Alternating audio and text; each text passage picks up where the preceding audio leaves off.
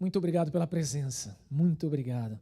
Pastor Maurício, nessa manhã, ele pensou que ia pregar num congresso de jovens, mas aí ele se deu conta que o congresso era de irmãos.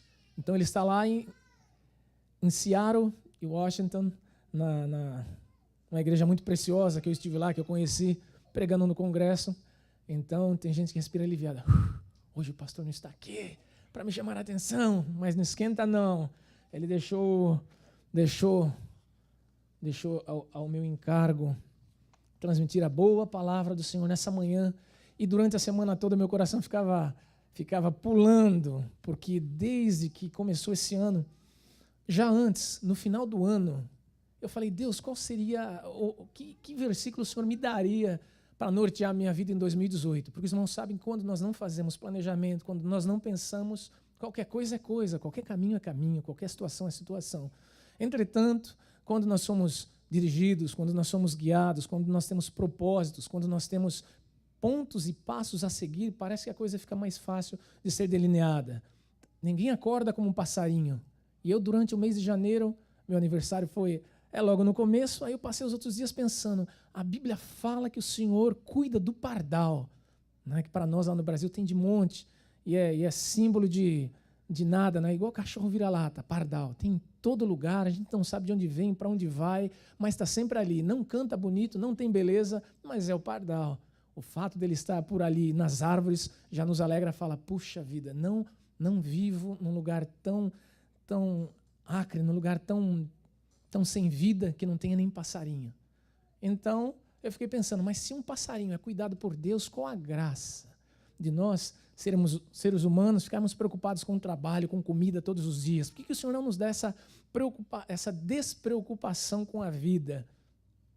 E eu passei o mês de janeiro inteirinho, continuo sem resposta. Não sei por que nós nos preocupamos, nos atribulamos, nos afadigamos, ansiamos, desejamos e não conseguimos ter esse sossego que a palavra pede.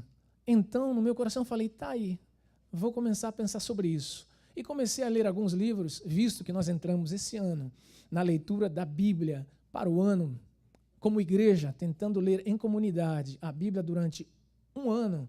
Nós vamos lê-la inteira, se os irmãos abraçarem o projeto. Se não abraçarem, ainda está em tempo. Se você começar hoje, você vai acabar em fevereiro do ano seguinte, mas vai acabar. Mas desde já eu convido, vem conosco nessa caminhada. E aí, lendo alguns livros, eu criei coragem, comecei a reler alguns livros esse ano também, e eles fazem muito bem, porque eles oxigenam o coração, eles oxigenam a alma. Muito obrigado. Eles oxigenam a nossa mente, a gente começa a pensar e expandir e viajar. Então, a leitura da Bíblia fez com que, de certa forma, eu voltasse a ser impulsionado a ler alguns bons livros. E, curiosamente, alguns livros que eu li, as primeiras partes, eu já li 2, estou no 3º, e me pego deles falando sobre repensar a vida. Há uma música para os cariocas, acho que ele é carioca, né, pastor? Vizinho do pastor Marco, que ele diz aquela célebre frase, deixa a vida me levar, não canta, vida leva eu. Deixa a vida me levar, vida leva eu. E por causa de alguns acontecimentos, de mortes, de guerra, ou então de situações mal resolvidas, eu ouvia no Brasil uma expressão que eu não conhecia, que é exatamente essa. E segue a vida, e segue a vida, e a vida segue. E eu então fiquei pensando, e a vida segue, e segue a vida, e a vida segue. E não me veio um outro texto, senão um que eu vou passar bem rapidinho aqui, 2 Crônicas, capítulo 21, 2 Crônicas, capítulo 21, versículo 20, famoso. E quando os irmãos lerem a Bíblia no plano, se é que não leram, os irmãos vão entender melhor esse texto, mas eu não vou discorrer 100% sobre ele, porque eu gostaria de chegar exatamente na parte 2 Crônicas 21, 20, que é o que me importa.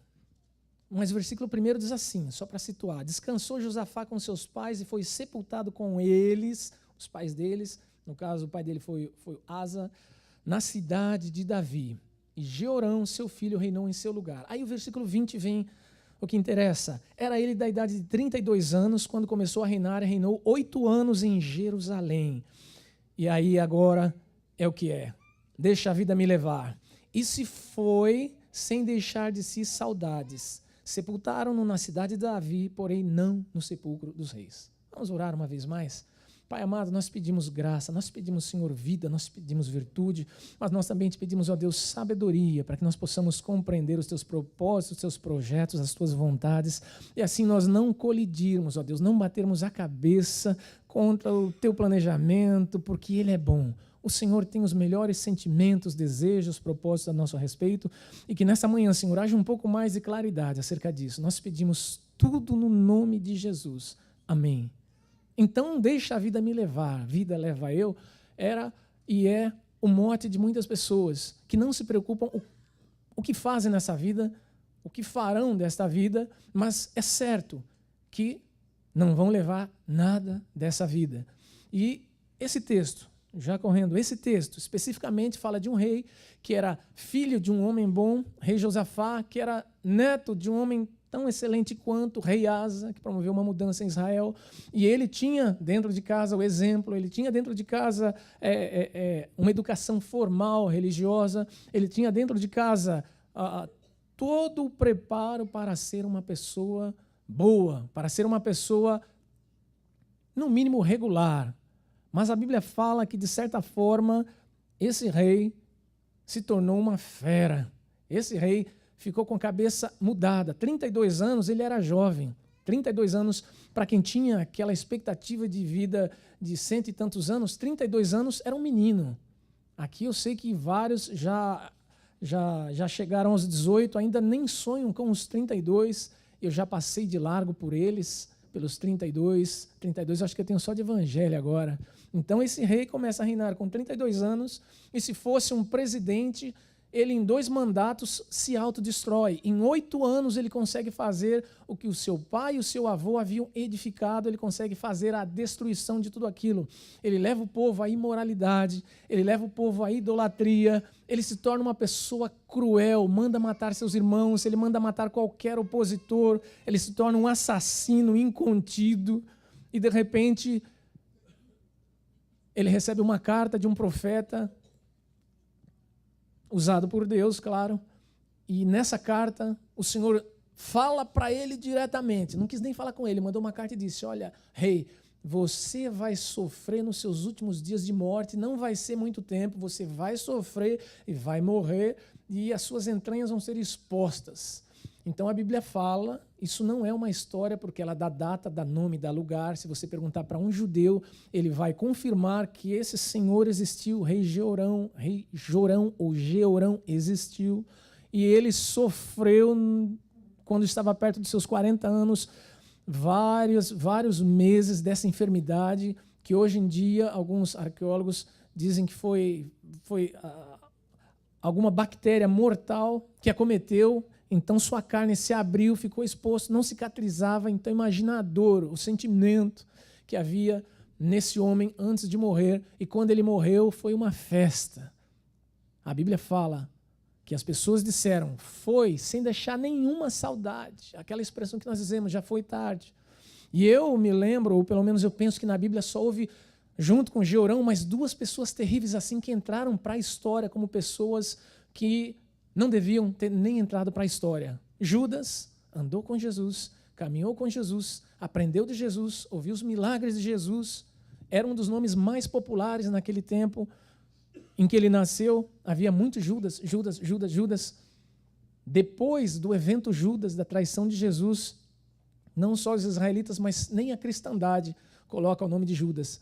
Eu até hoje não conheci nenhum Judas, tirando os que se malha no poste, eu nunca conheci nenhuma figura física humana chamada Judas. Então, Judas, Jeorão, e tivemos também o tal do Pilatos, que no credo evangélico diz, trouxe ele como um homem omisso, creio em Deus Pai Todo-Poderoso, Criador dos céus e da terra, e em Jesus Cristo, seu Filho, que nasceu de virgem, e Pôncio Pilatos, Um homem que é tido na história como omisso, como fraco, como mimado. Então, essas 3 figuras na Bíblia, você quando analisa, quando pensa, fala, não fizeram falta nenhuma, não fariam falta nenhuma.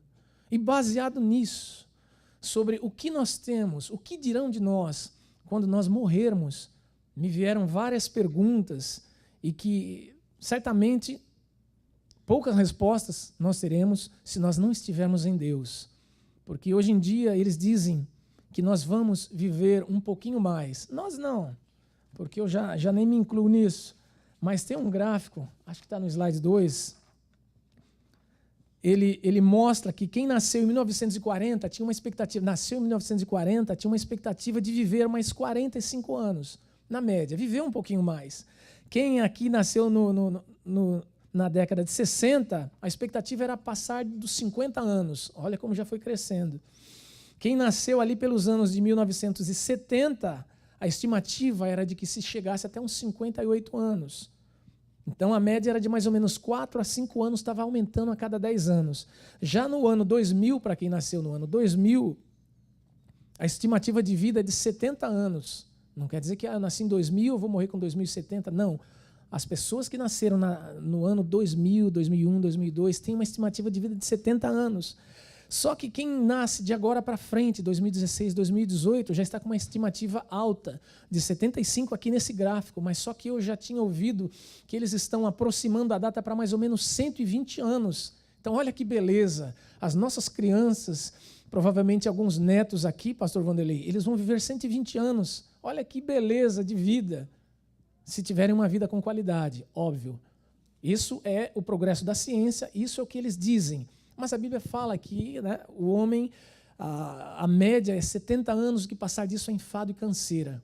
É lógico que a Bíblia tem razão, porque ela fala, olha, dentro do limite, dentro daquilo que o homem é usado, dentro daquilo que o homem faz, 70 anos está de bom tamanho, mas se passar, a Bíblia não está errada, porque há um limitador, há um número razoável de vida, e o que passa disso sim se torna enfado, canseira, porque imagina você enterrar seus pais, você enterrar seus amigos, você enterrar sua mãe, você enterrar... De repente, você já não tem mais nenhuma referência de amigos, as pessoas que eram da sua época, do seu tempo, morreram. E ontem eu estava olhando de manhã uma propaganda que falava de algumas músicas da década de 60. Eu não nasci em 60, mas elas fizeram sucesso e vieram repercutindo. Tanto que há uma rádio, certo? A 105.5, que ela toca músicas da década de 60, da década de 50, da década de 70, eu acho que até 80, entre 50 e 80, ela toca música nesses 30 anos. Mas isso só é importante para quem viveu nesse tempo. Quem não conhece, fala, que música legal, foi sucesso, foi, Elvis Presley, Então, quem viveu, mas daqui a um tempo, essas pessoas morrem e essas músicas não farão sentido algum, porque nós não ouvimos músicas de 1800 e tanto, nós não ouvimos mais ópera, que era a música do tempo e da época, porque os tempos mudaram, os tempos avançaram, e o homem também avança, e um dia ele morre. Dizem que quando nós viemos à vida, nós precisamos de 2 pessoas para vir à vida, não é? Que você está lá tranquilo, de bem com a vida, alguém te bate, tendo saído, alguém te bate, você aí chora, mas você respira. E aí, a partir daí é o que se tem chamado de vida. Quando chega o dia da morte, precisamos de no mínimo 4 pessoas. 4 pessoas. Nasceu com 2, mas precisa de 4 para carregar o caixão. E assim como quando nasceu fez, agora no último dia faz, e não mais.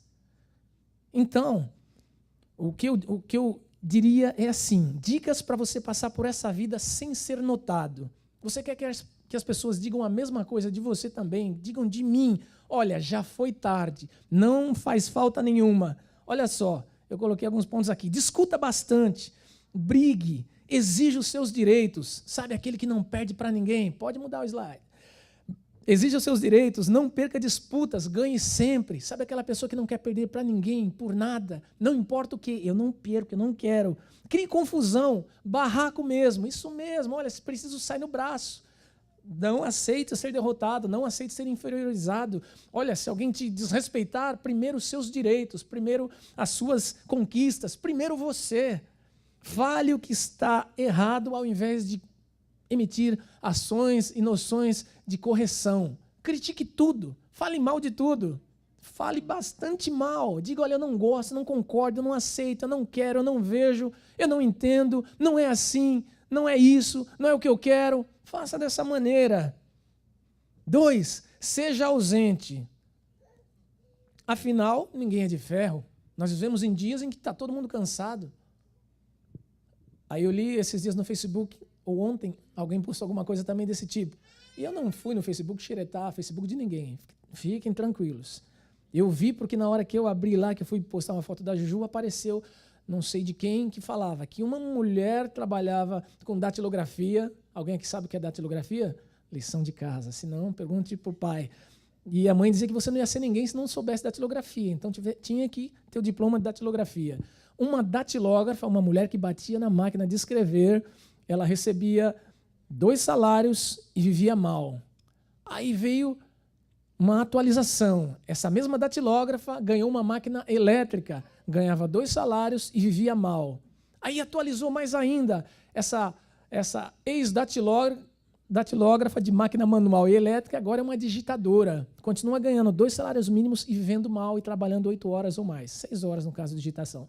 Mas entendo, o que eu entendi desse post foi de que, por mais que a vida melhore, algumas pessoas não melhoram, algumas pessoas não seguem a evolução e ficam lá na vida delas e acabam perdendo a vida. E a vida vai ficando para trás. Então, quando alguém se torna ausente, ela não pode criticar que ninguém a vê. Está ausente. É uma questão não é nem Newton, não é nenhuma questão de 2 corpos não ocupam o mesmo lugar. É que você não está presente, você não vai fazer falta. Para Deus você faz falta. Mas eu estou dizendo de nós humanos para o dia do seu e do meu enterro. Ai, meu Deus, falando de morte de novo, é a 2ª vez. Mas acontece que, por nós sermos tidos como Aristóteles disse, sermos seres racionais, o que nos deixa preocupados e o gato não, é que nós temos noção de que nós vamos um dia morrer. Com certeza, ninguém aqui vai ficar para a eternidade, a menos que Jesus volte e te arrebate. Mas caso contrário, todos nós vamos morrer. Os animais não têm essa noção de morte, por isso que eles vivem tranquilos. Eles vivem a sua vida normal, eles vivem a sua vida sem descambar para lado nenhum. Mas nós, seres humanos, nós sabemos que nós vamos morrer um dia. Então, ninguém é de ferro, a maior preocupação hoje em dia é o descanso. E se você pergunta para alguém, poxa vida, mas você não tem tempo para a família, não, tem que trabalhar, você não tem tempo para Deus. Não, mas acontece que agora eu tenho que surgir uma situação nova. Irmãos, sabe o que é tempo? Eu aprendi esses dias, tempo é prioridade, não é prioridades. Tempo é prioridade. Ah, mas eu não tenho tempo.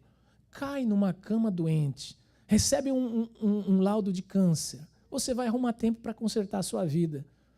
Ah, mas eu não tenho tempo para a minha família. Deixa um filho seu entrar nas drogas. Você vai arrumar tempo. Você vai encontrar prioridade. Você vai abrir a sua agenda. Existem pessoas que no Brasil a família está destruída, eles estão vindo para os Estados Unidos, porque eles falam, não, vamos tentar lá, longe de tudo, porque as drogas, a violência estão pegando algumas famílias, algumas vidas e algumas pessoas, elas falam, não, vamos para lá. Acha um tempo. Eu espero que nessa manhã ninguém aqui esteja tão assoberbado, seja tão estafado, que diga para mim, eu não tenho tempo. Cuidado que se você não tem tempo, a gente vai orar para Deus te dar um tempo. E aquela eterna ilustração que eu conto que eu ouvi de uma irmã. Havia uma irmã que dizia, eu preciso de férias, eu vou tirar férias, eu estou cansado porque Deus manda para lá, porque Deus manda para cá, porque Deus me manda orar, porque Deus me manda fazer.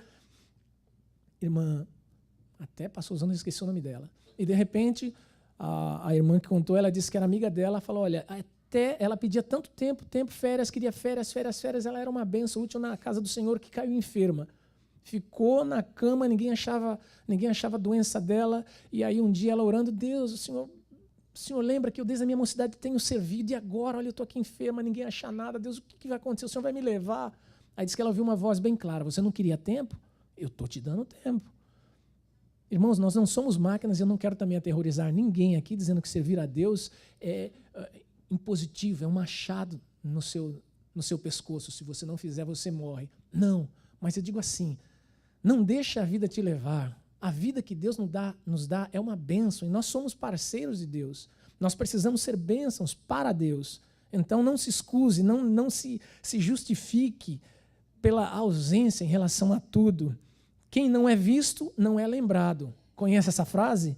E nem cobrado. Não vai ser visto, não vai ser lembrado, também não vai ser cobrado. Não cria referências. Quem não vem não cria referência. Como é que eu vou indicar fulano se não dá mais? Não sei, não conheço. Não se envolve.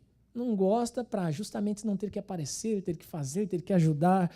Eu não digo só na igreja, eu digo na sociedade. Tem gente que é incapaz de ver um papel no chão ou caixa caída no mercado. Não, tem quem faça. Se eu tirar, eu vou estar tirando trabalho de alguém. Passa por cima daquilo. Se você pode resolver uma situação, faça. Mas geralmente eu vejo que aqui na América nós não queremos nos envolver com nada. Eu não me envolvo. Se envolva. É importante que você se envolva para ser lembrado.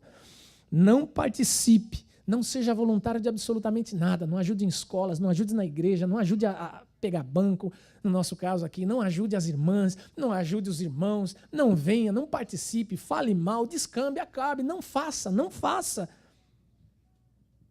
Seja ausente mesmo.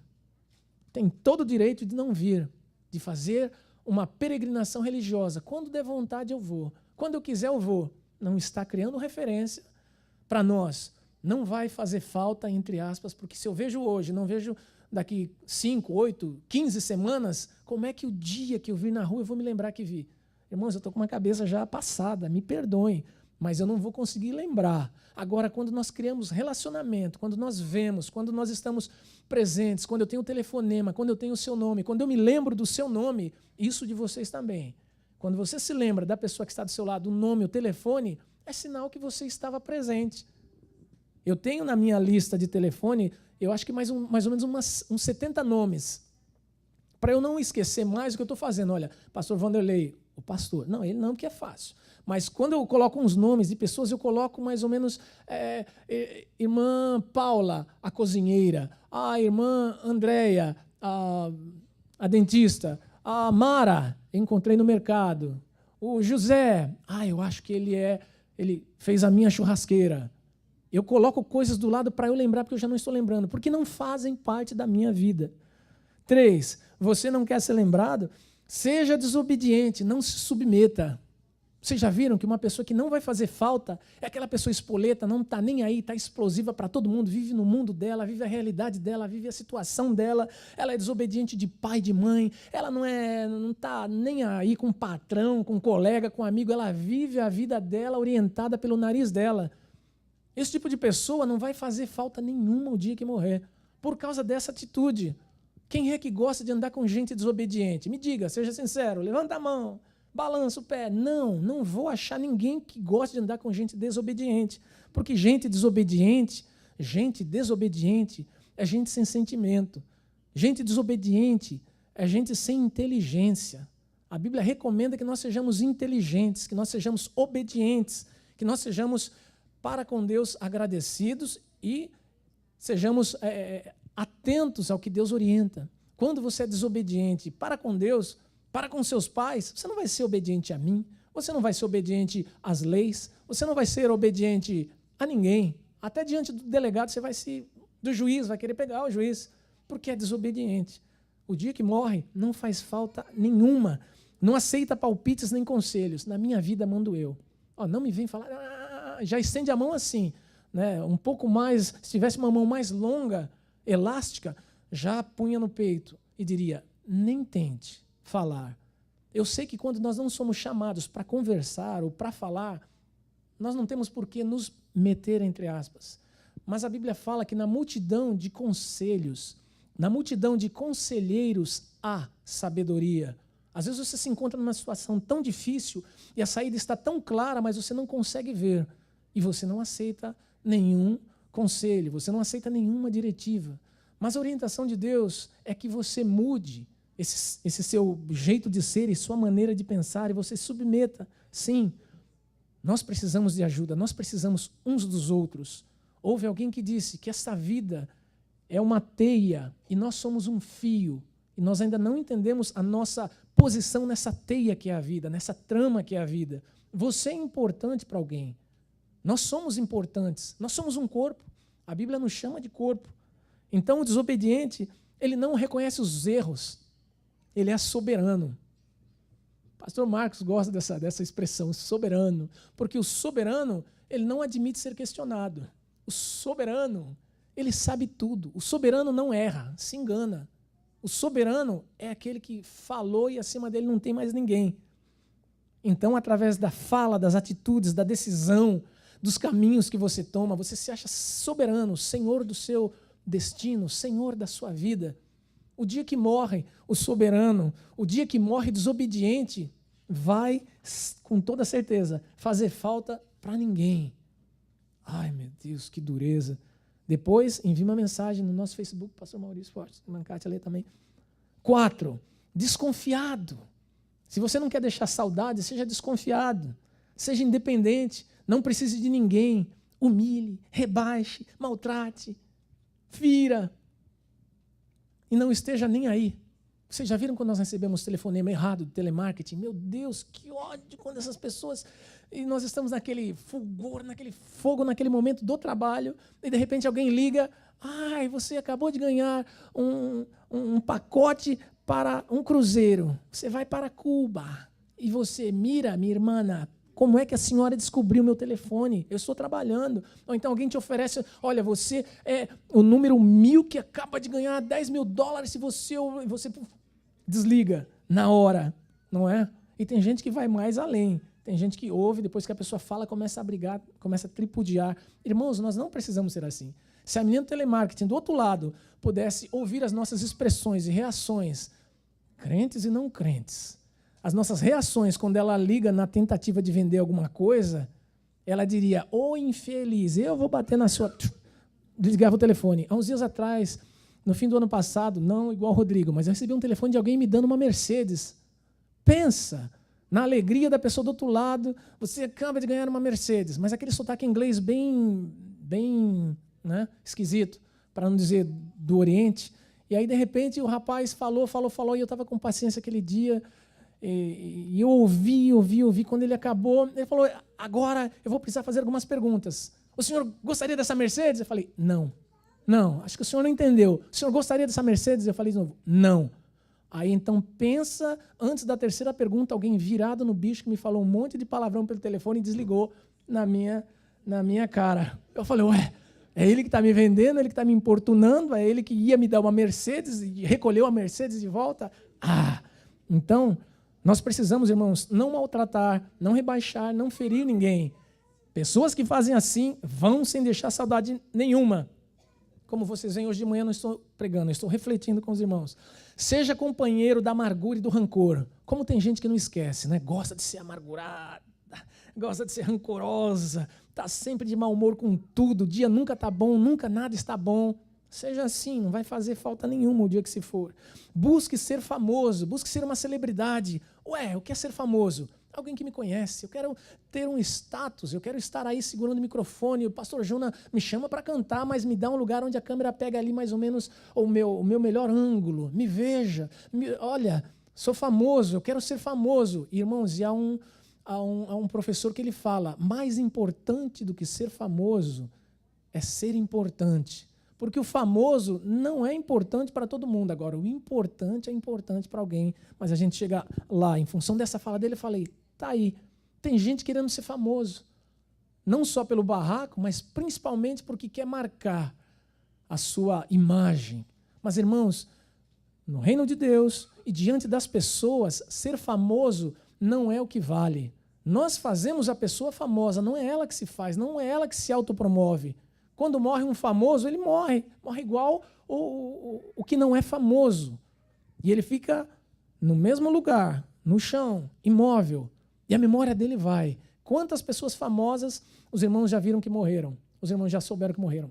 É básico, eu sei. Vai assistir o Oscar, tem lá 5 minutos só para falar dos que morreram. Todo ano, que morreram só esse ano, não morreram atrás. Morreram só esse ano. Qualquer show americano agora, eles homenageiam os mortos com muita justiça, com muita correção, os famosos. Mas famoso também morre.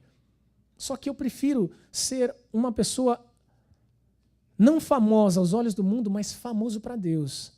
Eu gostaria e quero que Deus me veja. Agora, essas pessoas me veem, irmãos, isso não tem importância das pessoas me acharem ou me terem por famoso para que eu tenha o meu ego satisfeito, buscando a aparência, o orgulho. Eu não quero ser famoso, irmãos. Não quero mesmo.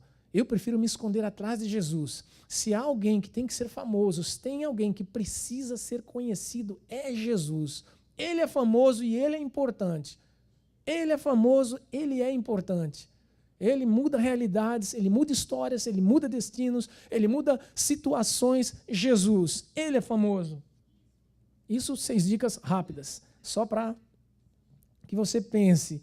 Se eu morrer, eu vou deixar saudade?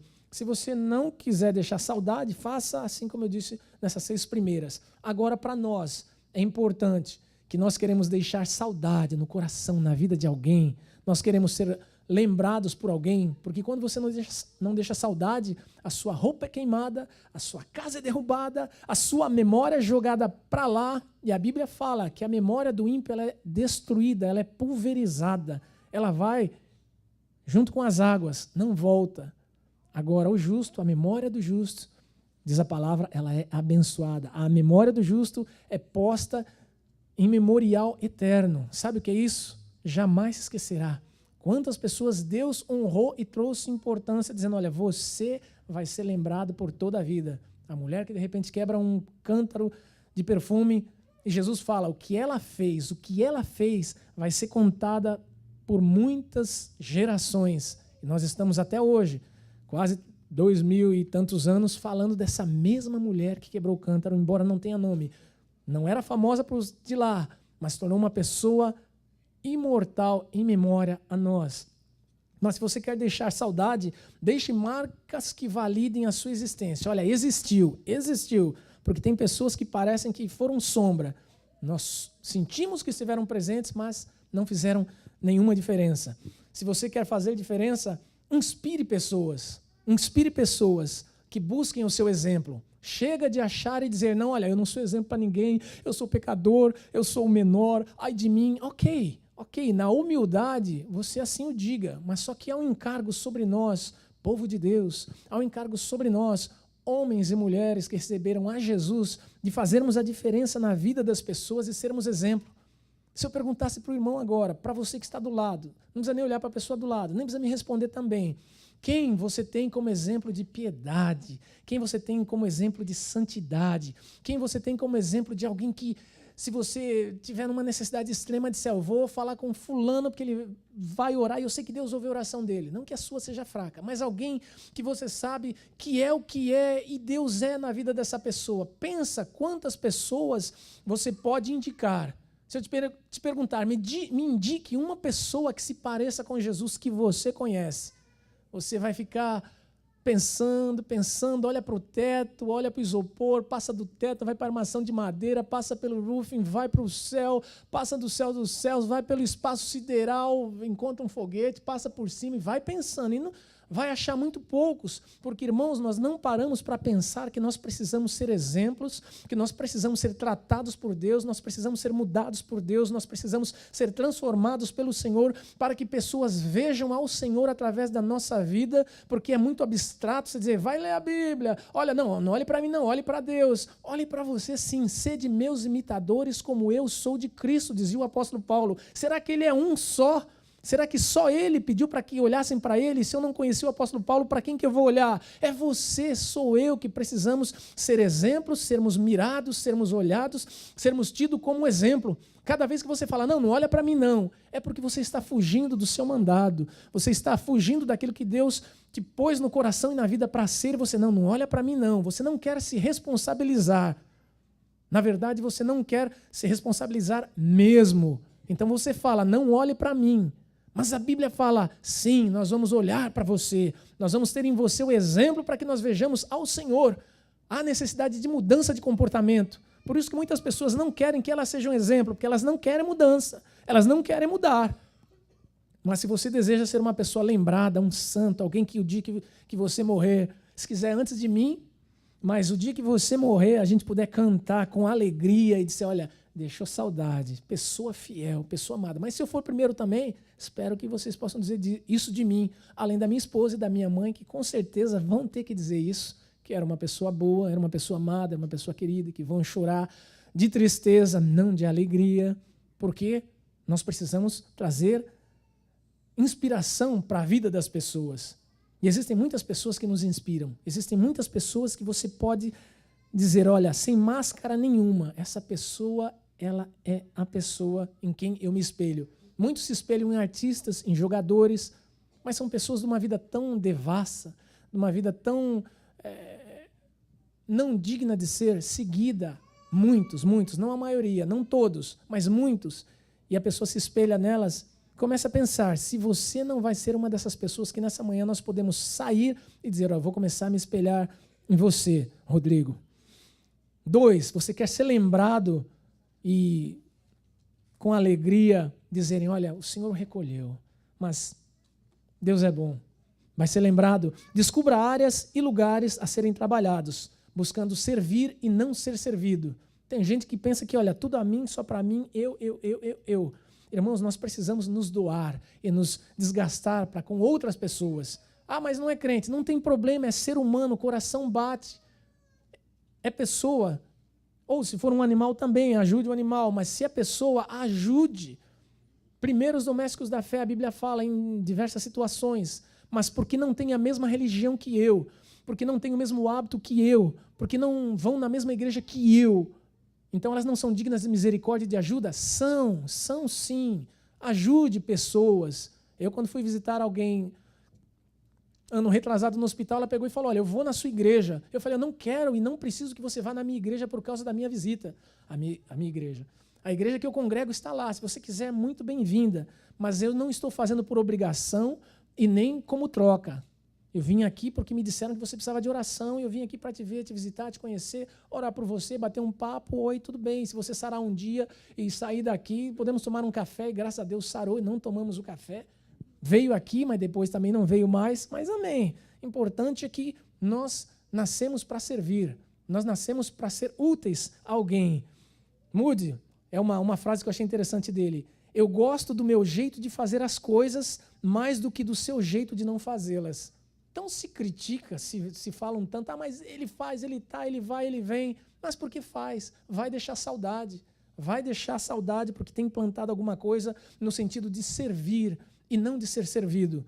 3, seja, olha a letra, solidário e não solitário. Por causa de uma letrinha, nós podemos incorrer num erro. Se você quiser ser lembrado, seja solidário, preocupe-se com o outro, sinta compaixão pelo semelhante, haja com generosidade. Me mandaram um vídeo esses dias, e eu falei com o pastor Maurício sobre, que provavelmente também, depois eu vi que outros postaram um parecido, ou o mesmo, de crianças lá no Haiti, que a irmã Kátia conheceu, em que misturavam sal no barro, e davam para elas como se fosse uma bolachinha. E elas comiam aquilo e ficavam com a boquinha manchada com o barro, um barro mole, óbvio, mas por causa do sal dava todo um gosto como se fosse alimento e comiam. Até que chega alguém da igreja com um ziploquezinho com pão e dá para essas crianças mostrando o que é o real, o verdadeiro alimento. Quando eu vi aquilo na hora, meu coração se condoeu. E eu chorei. Aí literalmente, aí eu sei que alguém chora mais do que eu, pastor Maurício, liguei para ele e falei, pastor, o senhor viu? Aí não precisei nem falar toda a história. Ele falou, vi, chorei, estou com o coração preocupado, temos projeto, precisamos sentar e retomar algumas linhas de projeto para isso, porque há um coração que é como o coração de Deus, precisa arder, irmãos. O nosso coração precisa sentir a necessidade desse mundo. Nós não podemos perder para o diabo, nós não vamos perder para o diabo, nós precisamos ter um coração como o coração de Jesus, sermos solidários, porque isso vai contar no dia da nossa morte. Se não receber galardão nenhum, pastor Damião, no dia que o senhor morrer, pelo menos nós vamos dizer, era solidário, era generoso, era um homem bom, vou sentir falta dele, me ajudava. Nós vamos ouvir gente falando assim, nós precisamos ter gente que fale assim. 4, procure fazer discípulos. Não tenha medo de ter pessoas que te observem. Ser exemplo, sempre. Ensine, dê o exemplo, busque aprender sempre. Humildade. Porque o segredo para não morrer, irmãos, o bom líder, ele ensina. O bom líder, ele age de acordo com o que ele ensina, ele não é fariseu, ele fala uma coisa e faz outra. Então ele ensina, ele age e ele tem humildade para perguntar quando não sabe, ou humildade para buscar aprender. Nós não sabemos tudo, nós não nascemos prontos mesmo. Quem nasceu pronto é micro-ondas, quem nasceu pronto é geladeira, quem nasceu pronto é carro e ainda assim dá uns defeitos, dá uns recalls, depois tem que voltar. Mas nós estamos em processo de aperfeiçoamento. Nós não sabemos tudo, irmãos. Nós precisamos pedir àquele que sabe todas as coisas que nos ajude a fazermos discípulos e a sermos discípulos, a termos pessoas que andem após nós e que venham a ser bênção nas mãos do Senhor, porque nós não seremos eternos. Quando você não faz discípulos, quando você não deixa alguém que aprendeu alguma coisa com você, quem serão as 4 pessoas que vão carregar a sua alcinha? Me diga. Quem é que vai chorar e dizer, vai fazer falta, vai fazer falta? Se nós não fizermos discípulos, irmãos, nós estamos correndo o risco, até lá as máquinas inventam alguma coisa, mas é importante que nós façamos discípulos. Seja relevante, seja importante. Sabe o que é importante? Esse professor Cortella fala também, ele diz assim, olha, importante é quando você importa. Você abre e traz para dentro. Importação tem esse sentido, certo? Olha, nós vamos importar do Brasil a farofa para os Estados Unidos. Você importa, traz para dentro. Quando você exporta, você manda a farofa daqui para lá. Não manda nada, porque aqui não tem. Então você importa a farinha de lá para cá. Nós precisamos ser importantes para as pessoas. Importante é diferente de famoso, como eu disse. Porque o famoso não é tão importante, mas o importante se torna famoso. Quando você é importante para alguém, quando você faz falta para alguém, quando você é lembrado por alguém porque você, na vida dela, tem um destaque, isso vale mais do que muito. É por isso que a Bíblia fala que uma alma vale mais do que o mundo todo, porque para Deus, a alma, a pessoa, o ser humano é importante para Ele. Você talvez não esteja nesses bobeiras da vida, você não vai estar na televisão, nas manchetes de jornais, nas revistas famosas ou fúteis. Você não vai se tornar uma pessoa famosa, se torne uma pessoa importante. Se torne uma pessoa que, não que os outros vão depender de você, mas que você possa dizer, olha, eu vou me cuidar, eu preciso ter de Deus, eu preciso receber de Deus para abençoar, eu preciso fazer a minha parte, é ser importante, isso é imprescindível. Nós precisamos de uma igreja que seja importante aos olhos do mundo, não famosa. Há umas semanas atrás, o MSN, ele surgiu com as 12 ou 15, 12, eu acho, 12 mega igrejas na América, as maiores. E o curioso que eu li, a que tinha a número 12, recebia uma média de pessoas semanais em torno de 20 mil pessoas. Sabe o que é 20 mil pessoas atendendo a um culto, a 2 cultos, a 3 cultos, a 4 cultos? Então eles fizeram uma média de quantas pessoas foram no mês, dividiram pelas semanas e disseram, a 12ª recebe mais ou menos 20 mil pessoas. E a maior, a número 1, recebe 44 mil pessoas. Sabe o que é 44 mil pessoas num domingo adorando ao Senhor?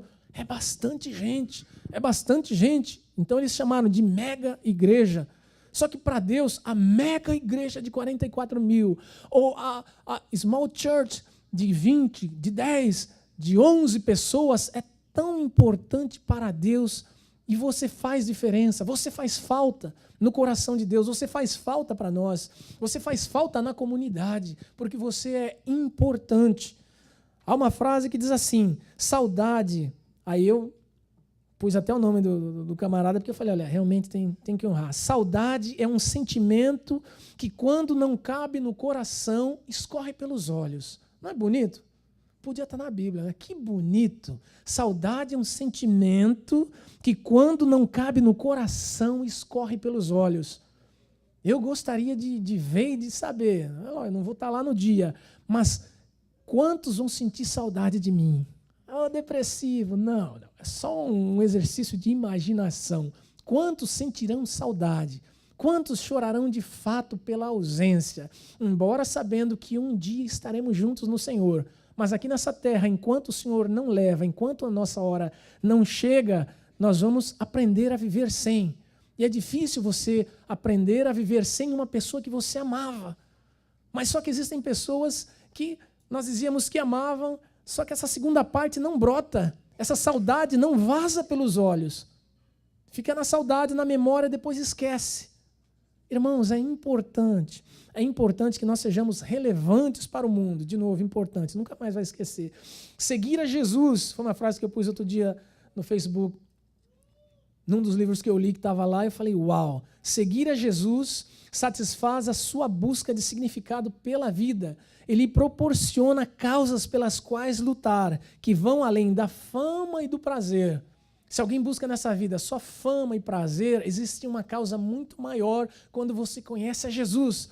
Qual seja, ajudar as pessoas que estão do seu lado. Você deixa de viver para si, você deixa de viver segundo os seus interesses, você passa a viver para Deus. E quem disse isso? Bono Vox, anterior Bob Marley. É ele mesmo, pelo menos é a citação que dá. Só ele para dizer se ele disse ou não essa frase. E, terminando, nós precisamos descobrir a razão de existir, irmãos. Nós precisamos saber, a minha existência é só para virar pó? A minha existência é só para que eu um dia almeje pelos céus, ou os céus? A nossa existência, irmãos, precisa ser vista diante de Deus como concretizada. Olha, eu vim porque Deus tem um propósito na minha vida. Eu perguntei para Deus, qual é esse propósito? Deus fala, Deus traz, você começa a analisar e você descobre para que você está nessa terra. Você não é um pé de couve, porque se fosse couve ainda servia de comida. Você é mais do que uma couve, você é um ser humano cujo coração está em contato com o coração de Deus e há projetos de Deus que só serão feitos por você. Se você deixar de fazê-los, se você abrir mão daquilo que Deus tem para a sua vida, você é o único prejudicado. Você será o único que será cobrado pelos seus projetos frustrados, porque você não procurou em Deus saber o que Deus tinha para a sua vida. Ninguém entra numa empresa quando está atrás de uma vaga e chega lá e fica parado. Você procura saber, olha, eu gostaria de ser gerente aqui dessa loja. Aí, de repente, a empresa te chama, olha, nós aceitamos seu currículo, você é gerente. Você vai para lá de roupinha, terno, gravata, você sabe que tem uma mesa e um telefone, e você fica lá parado, sentado. Ou mesmo que não seja gerente, que seja qualquer coisa. Aí eu fui para lá para ser, Você chega lá, você vai tomar instruções daquilo que esperam de você. Qual que é a sua função, apesar de nominalmente você ser gerente, você ser vendedor, você ser encarregado, você ser mecânico. Você tem uma função e alguém vai dizer o que você deve fazer. Vocês, no alto da idade que tem, me ouvindo nessa manhã, nos seus 20, nos seus 30, nos seus 60, já descobriram diante de Deus qual é o chamado de Deus que vocês têm em sendo cristãos, em sendo filhos de Deus? O que Deus tem de ideia e de projeto para você e para mim? Você já se perguntou? Ou vai esperar chegar o último dia para descobrir que Deus tinha sonhos na sua vida e na minha vida que não se cumpriram porque você nem descobriu, você nem abriu, você falou que era difícil, que não sabia. Aí o que vai acontecer? Deus vai te chamar a atenção. Deus vai chamar a atenção. Porque, irmãos, não há ninguém que não tenha sido criado para nada. E terminando, agora mesmo é para valer, eu tenho duas frases que eu vi também, está num dos dois livros. Não me pergunte qual, quem manda ler dois ao mesmo tempo. O que estão fazendo com uma geração de pessoas que são ensinadas e passam pela vida na ponta dos pés a fim de chegarem à morte totalmente despreparadas. Há um evangelho tão macio, há um evangelho de gente que não gosta de ser confrontada, de gente que não gosta de pensar. Por isso que Romanos 8 fala para nós termos um culto racional em que você pare, que você pense. Então está se formando uma geração de gente que passa por essa vida com um sapatinho de algodão, que não sabe por que veio, não sabe o que está fazendo, finge que sabe para onde vai, então passa por uma vida tão macia, na maciota, que não sabe para que serve. Quando o evangelho entra na nossa vida, irmãos, o evangelho significa, evangelium, significa alvissareiro. O evangelho faz uma mudança, uma transformação, o evangelho seria uma água com gás na nossa vida, começa a borbulhar, ele começa a mexer em todas as áreas, porque o evangelho traz transformação na nossa vida. Não passemos por esta vida com um sapatinho de algodão. Precisamos ser ser capacitados por Deus. E agora eu termino de verdade. A minha frase: nossos ancestrais temiam a Deus. As pessoas mais antigas temiam a Deus. Hoje em dia, as pessoas temem a morte. Elas não temem mais a Deus, elas temem a morte, o medo de morrer, porque descobrem que não estão preparadas. Descobrimos que não estamos com o suficiente arsenal pronto para irmos para o outro lado. Nós não estamos preparados para morrer, então isso nos dá medo, isso nos inflige um terror. Mas sabe que quando você tem Jesus, que quando você encara a morte de frente, aliás, você não encara, Jesus vem e fala, não, ele não, agora ele dorme e você passa, a morte não nos alcança. Quando nós falamos em morte, nós falamos no sentido figurado, sim, que um dia nós vamos morrer, mas na verdade nós não vamos morrer, nós vamos dormir no Senhor para que Ele, no seu tempo, ao nos acordar, nos faça estar juntos com Ele. Mas nós seremos lembrados, nós precisamos ser lembrados como gente que fará diferença, como gente que precisa dizer, olha, houve lágrimas, houve sofrimento, houve dor, morreu, acabou a carreira, mas eu sinto falta, vai fazer falta porque deixou um legado, não deixou uma herança. Herança corrói, herança é aquilo palpável, herança é algo tangível. Agora, quando nós deixamos um legado, o legado ele é intangível, o legado fica aqui dentro, e ele começa a ser praticado. A igreja de Jesus precisa deixar um legado que não será roubado. Nós precisamos deixar legados que façam com que as pessoas que vierem após nós sejam pessoas que entendam o propósito e o projeto de Deus e que pelo menos chorem quando nós morrermos e que sigam a sua vida com alegria, sabendo, fomos criados por alguma coisa, deixamos saudade. Eu tenho muitas saudades de muita gente que já foi, e cada vez que alguém liga, eu converso com alguém que há muito tempo eu não falava no Brasil, e que eu pergunto por alguém que morreu, me dá um nó no coração, porque eu gostaria de ter voltado ao Brasil e abraçar pelo menos umas 100 pessoas que eu via Jesus no rosto, e que eu sei que já foram levadas e que morreram, também depois de 15 anos. Mas a alegria é essa. Fizeram a sua história, fizeram parte da minha história, e o dia que nós fomos para os céus, se Jesus permitir, eu quero chegar e dizer, pastor Marcos, o senhor, não que o senhor vai primeiro, não é desejo não, hein? Mas caso o senhor vá sem eu saber, eu quero chegar no céu e dizer, olha, o senhor fez falta para mim, o senhor me ensinou, o senhor me ajudou, o senhor, vou chorar, irmãos. A Bíblia diz que nós podemos chorar, nós podemos ter luto, mas o nosso tempo de luto passa. Para aqueles que são importantes, para aqueles que permanecem num cheiro, numa palavra, numa lembrança de uma risada, foram e são pessoas importantes. Agora, aqueles que foram sem deixar saudade, nós nem lembraremos do nome mais. Amém? Seja importante ao seu irmão, mas principalmente, seja importante para Deus. Vamos orar? Pai amado, nós te damos graças sempre, porque a tua bondade, Senhor, o teu amor, o teu carinho e a tua fidelidade nos ajudam. O Senhor nos conhece por dentro, o Senhor nos conhece por fora. A tua palavra diz que foi o Senhor quem nos entreteceu, nos deu os contornos que temos, ou antes disso, antes que não fôssemos nada, fôssemos substância informe. É assim que o Senhor nos trata, substância informe, nós não éramos nada. O Senhor já nos conhecia. Por isso, Pai amado, nós colocamos a nossa vida nas tuas mãos, para que sim, nós possamos deixar rastros nesta terra, não porque fomos pesados, não porque fomos angustiadores, não porque fomos cruéis, não porque fomos maus, mas porque o Senhor nos transformou, porque o Senhor nos deu graça, o Senhor nos deu pessoas, o Senhor nos deu amigos, o Senhor nos deu família, Senhor, e deixamos neles marcas importantes de aprendizado, de ensino, de compartilhamento, de auxílio, de ajuda, de perdão, de ensinamento. Senhor, que nós possamos fazer falta sim às pessoas, mas quando nós chegarmos diante de Ti, Senhor, com o coração desnudado, com o coração revelado, sabendo que cumprimos o projeto e o propósito que o Senhor tinha para a nossa vida em amor, em graça, em satisfação, e sermos recebidos por Ti, ó Deus, com o galardão, com o reconhecimento de que somos Teus filhos e que o Teu coração se orgulhou da nossa vida nesta terra e os propósitos que o Senhor deu para nós.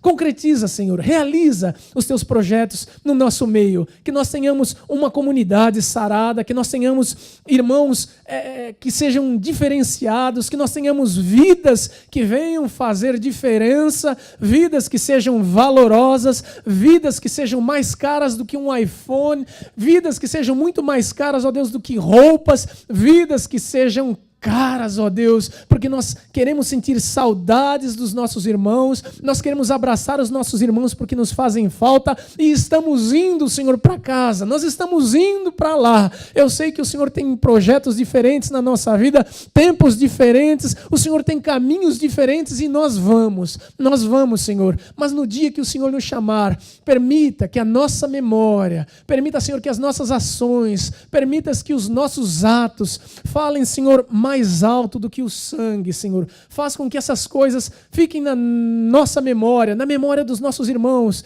que o Senhor nos usou, que o Senhor nos ajudou, que o Senhor foi a nossa alegria e que nós fomos exemplos para alguém, seja em casa, seja na vizinhança, seja na escola, seja com os amigos, mas que o Senhor seja glorificado em todas estas coisas, porque é para isso, Senhor, que nós vivemos, é para isso que nós queremos estar contigo, para engrandecer o teu nome e te adorar pelos séculos